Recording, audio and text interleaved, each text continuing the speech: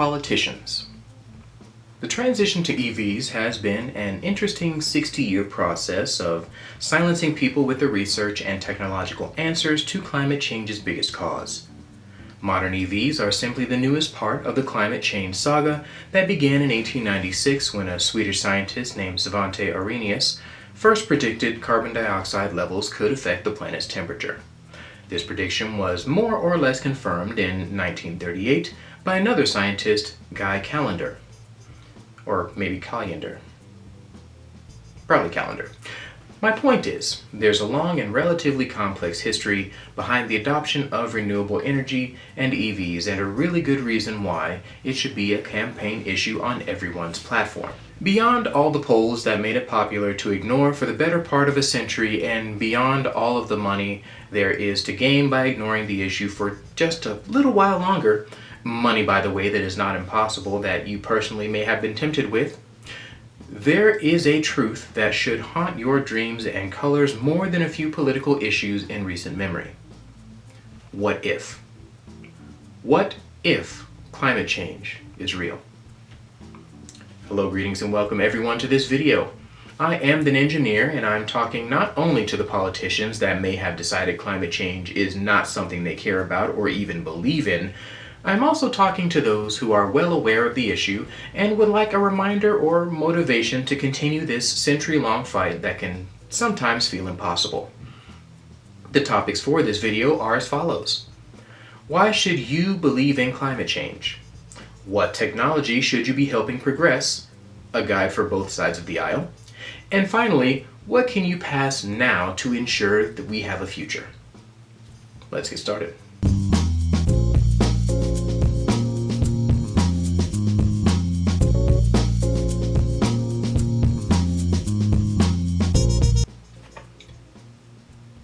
Climate change is a divisive issue for the political community at large, and it really shouldn't be.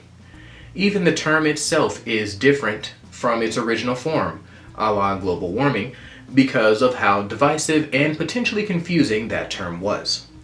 For those who are even bothered by the term climate change, I use it extensively in this video, but I submit to you that all climate change claims is that humankind can have a profound impact on the planet's ecosystem, and this is the definition you can use to listen to this video. Climate change is one expression of the influence of mankind on the planet. If you don't believe that humankind can have an impact on the planet, I got you. Have you ever seen footage of hundreds of thousands of bottles crowding the waves of a beach? Have you ever seen oil spills and the devastation it wreaks on wildlife and the environment? Those are proof of the influence that mankind has had on the planet. For further proof, there have been dozens, if not hundreds, of cases of 1,000-acre grass fires or even up to million-acre forest fires being started by a single careless human who throws out a cigarette butt or doesn't completely douse their campfire. Smokey the Bear was putting in work for the entirety of my childhood just to mitigate that single cause of human-based climate and environmental change. Now let's say none of that convinced you that humans can affect the planet. I find that interesting, but that's fine because I'm going to let you in on a way of thinking that helps me figure out where I stand when I don't know enough or I don't believe in the information presented to me. That may help the staunchest of skeptics. It is a mental exercise that I like to call, what if?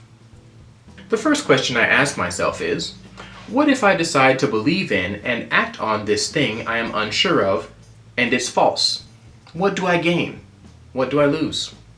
This portion of my what if exercise, if applied to climate change, tends to break down like this. If humans decide to believe in and take climate change seriously, and we lean into that technology and mindset, and it's false, from an economic standpoint, we gain a bunch of neat new toys to play with, and people learn how to make those toys. The job market is expanded, and the ways people can interact with the economy expands, because if climate change is not a real thing all along, the oil industry will keep moving along due in part to those who stubbornly stuck by those companies and continue to use their products and services. Those who took the plunge on the new technology will still have jobs and livelihoods because those who think electric things are the coolest will still exist. There's no downside or loss that I can personally think of, but that doesn't mean there aren't any. I encourage respectful discussion below. From a social standpoint, we stand to gain a better understanding of how we interact with our home planet, and as history has shown, gradually deepening respect for how to take care of it. This would increase mankind's collective appreciation of the planet. It is proven that when people feel closer to the planet, they are mentally more healthy, no matter what form that closeness takes. On the negative side of the social coin, it is possible that there will be a bit more tribalism when it comes to electric versus oil-powered things, perhaps, but hybrid technologies can mitigate most of that tribalism, and in spite of my dislike for hybridized things, likely because of my own biases, I can acknowledge the positive impact they could have in this case. The gains would outweigh the losses in these two and any other scenario that I took the time to look through, but for brevity's sake, I will move on. The second question I ask myself in this what-if exercise is, what if I decide not to believe in it, and it turns out to be true? What do I gain? What do I lose? If this question is applied to our little thought exercise, it goes something like this. If climate change is real, and we decide to ignore it, what do we gain? Perhaps we gain some relief from the burden of having to worry about technologies to address the issue for a time, but those benefits are short-lived and fleeting. Perhaps politicians and billionaires like yourselves could hoard wealth in technologies that keep them safe for a time, but again, that safety is fleeting. Consider that when there is no one to run or repair that protection, it will fail. The more inventive and creative of those in power like yourselves could inhabit another planet like Mars, but the risks of that plan likely outweigh our technological prowess at the moment, and again would only be a temporary solution. The losses would be catastrophic. Our planet's temperature would begin to increase with proportion to humankind's increase in fossil fuel use. Food would become more and more difficult to grow until it's impossible. Coastal cities would largely be submerged by the sea level rising by hundreds of feet in some places, and, the list goes on. The issue here isn't necessarily that humans are causing the planet to warm, it is that we are causing it to warm faster than the environment, the ecosystem, or any animal, including humans, can keep up with. Humanity literally is cooking themselves in their own atmosphere with runaway greenhouse emissions, and I consider that another loss I feel should be unacceptable for those in power who have the responsibility of protecting the people they govern. To summarize, in scenario 1 of my what-if exercise, we get fun new toys, a more robust economy, a happier society, and a deeper appreciation for where we live. In scenario 2, all roads would basically lead to nowhere good.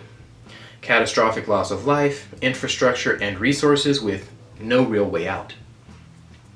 It should be no surprise that I believe scenario 1 makes more sense, and I hope you now have a better understanding of where I'm coming from when I say that it just makes sense to cultivate scenario 1.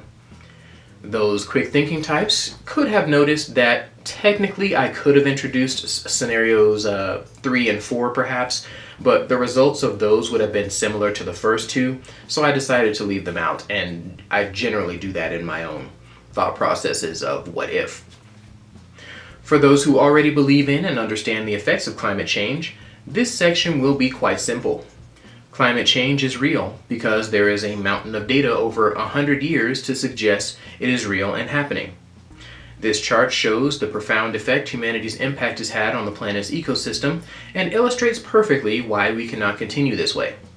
We have affected our planet faster in 2 or 3 decades than what millennia of the planet's natural forces could, and our influence is only accelerating. Our agriculture is already being affected, and we have yet to even see the worst parts of climate change. Coastal cities and even some islands have already partially, and in some cases mostly, been completely submerged in water. It is because of these reasons that we should address this problem sooner than later.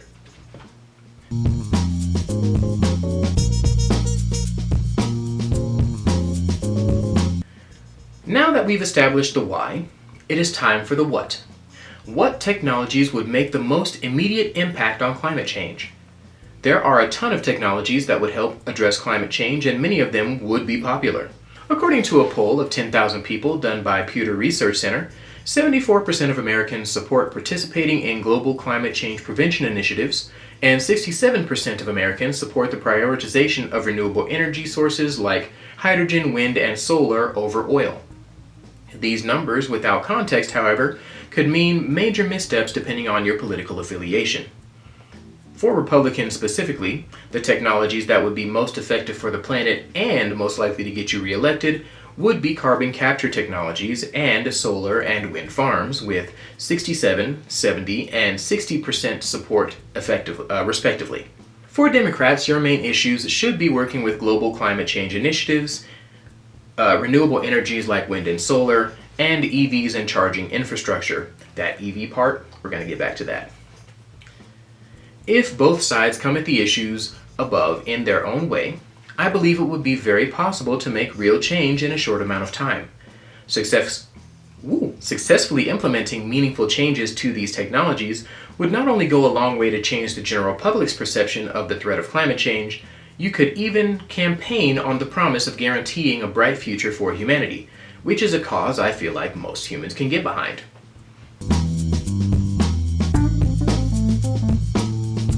Last but not least, let's talk about the how.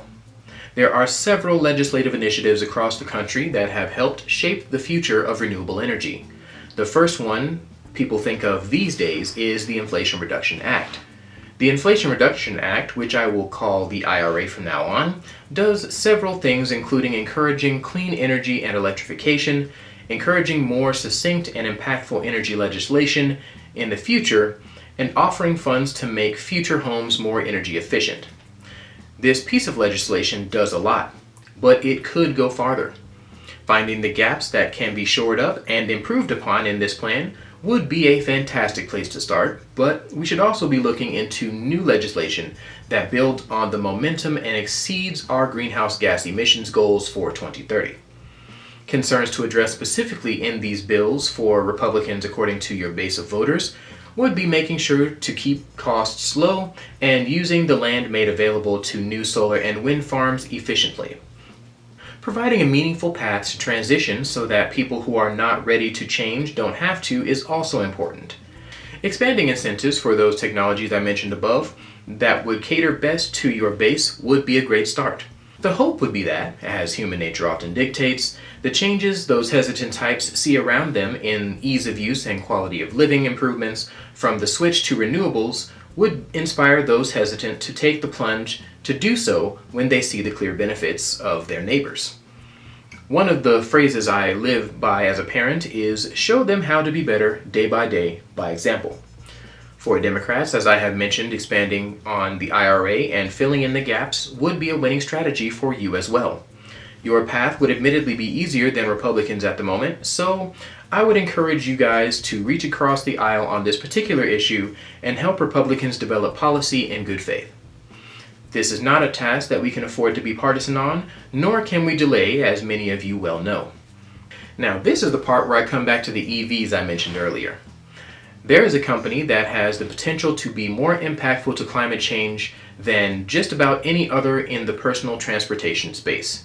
Aptera started from a blank sheet of paper and from the ground up built the most efficient car on the planet. If you just take the time to look into the company and their management team, you will likely see what I see: the future. At any rate, Aptera could really use some legislative assistance in the form of inclusion of three-wheeled vehicles into the $7,500 EV tax credit and financial help through expediting and approving their ATVM loan. Both of those things are within the ability of the federal politicians in various positions like yourselves, and I would strongly encourage you to consider it. Aptera really does address the biggest issues people have with EV adoption right now: price and charging infrastructure, in one fell swoop. Their vehicle starts off at around $26,000 for their entry-level trim, and the solar charging capabilities of the Aptera make it an easy choice for those folks who don't really readily have access to charging through their garage or would have to rely on public charging infrastructure. They are essentially a no-brainer for the conscientious, hard-working American who likes to use their money efficiently, and your support would mean a profound net benefit to your constituents and likely a boost in your popularity.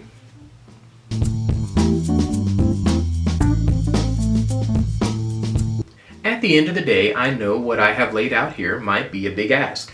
Historically speaking, not everyone in the political world is terribly supportive of a transition to renewable energy. Now more than ever, it can feel like if you are for renewable energy, you are one thing, and if you are against it, you are something else. Insert your unsavory names of choice here if you must, but the concept of leaving a better world for our children and grandchildren is the reason you all, or I assume you all, became politicians. And climate change is perhaps the most important threat to the future of society that we face today. I did not mention independents, libertarians, or any other political group in this video. That decision came as a result of wanting to make something that highlighted the very different ideologies that most prevalently permeate the landscape right now. I realize that you exist and I acknowledge it, but I wanted to speak to the most politicians as efficiently as possible. If you all happen to view this video and want me to perhaps mention or go over the legislative steps that may be most efficient for your base of voters as well, let me know your affiliation below. If I happen to not strike a nerve throughout this entire video and you made it to the end, I would like to ask you the reason why you decided to become a politician in the first place. If you did so for your own gratification, as a desperate power grab, or to fulfill your personal need to yell at or belittle others, or some other such superficial reason, I urge you to consider a different career.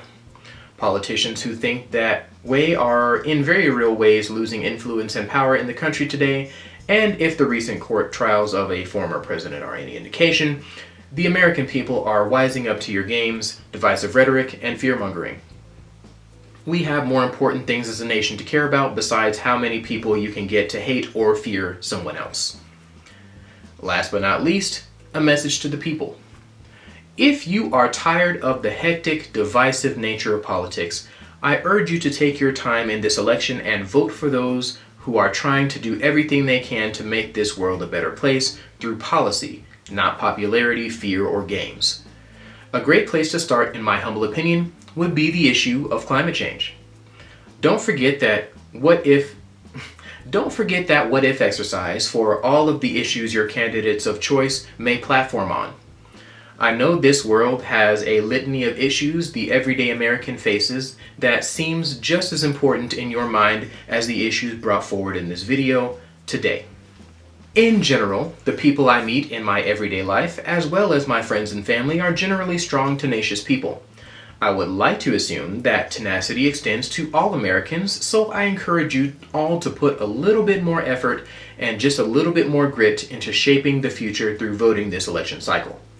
I know you all struggle every day to make ends meet, and it is truly tough. I experience those struggles as well, but that extra effort you put in this election cycle will be rewarded by a future that looks bright for those future generations who you will leave the earth to, and perhaps a hint of satisfaction with the thought that you, in some small part, made that bright future possible. As always, the links to my research are below. Once again, I encourage respectful discussion below because I'm not perfect and I expect that I missed something that I know my viewers can add. If you like this video, please be sure to do all of the YouTubey things, and thanks for watching.